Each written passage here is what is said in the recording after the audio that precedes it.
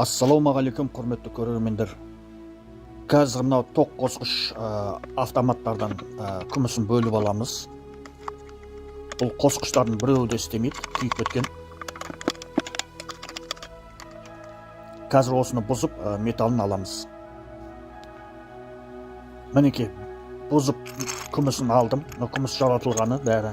Ішінде контактілері де бар. Кішкентайы бар, үлкені бар. Мынау мыс. Анау латун, анау темір. Енді мынау күмісті алып, қазір химиялық шыныға салып, азот қышқылын құямыз.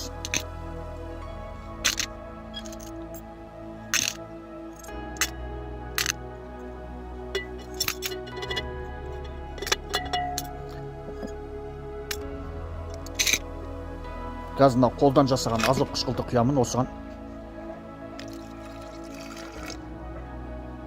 Бар жоғы 200 грамм азот қышқылы кетті. Міне, реакция басталды. Реакция жай басталып жатыр. Оны тездету үшін қазір пешке қосамыз.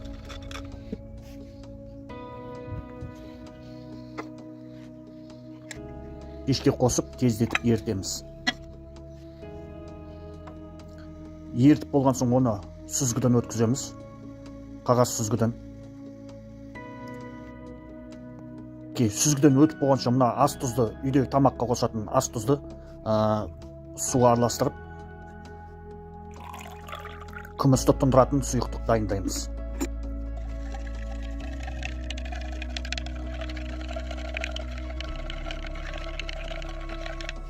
Мінекей, сұйықтық дайын болды, осымен күмісті тұндырамыз қазір.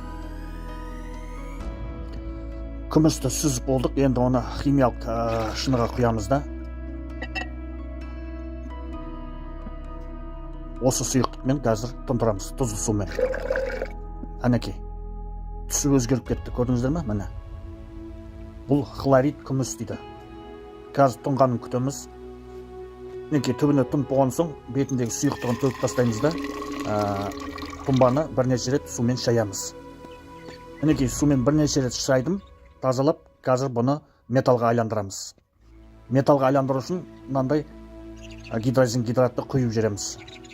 Құйған соң түсі өзгереді, қара болып. Сосын оны әбден араластырып, кішкене күтіп, оны сүзгіден өткіземіз. Қағаз сүзгіден.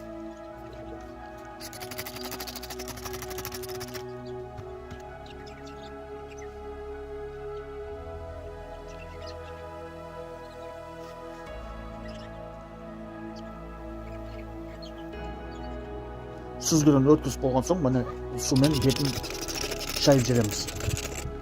Гидрозин гидратты сумен шайып жібереміз.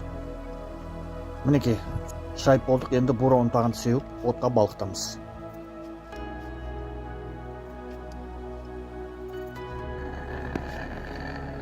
Бетіне тағы да бура ұнтағын саламыз.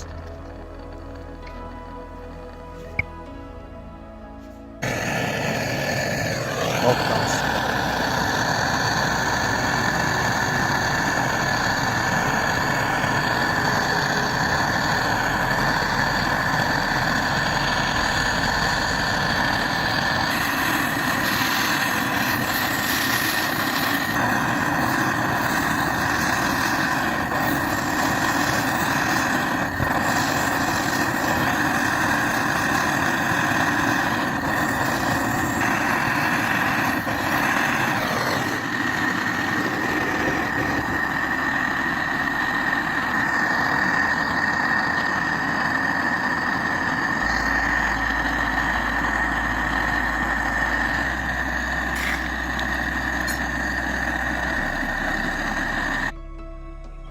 Мінекей, осынша мөлшерде күміс шықты.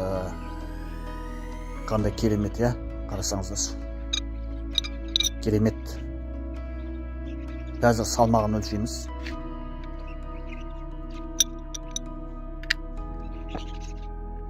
Мінекей, салмағы осындай болып шықты.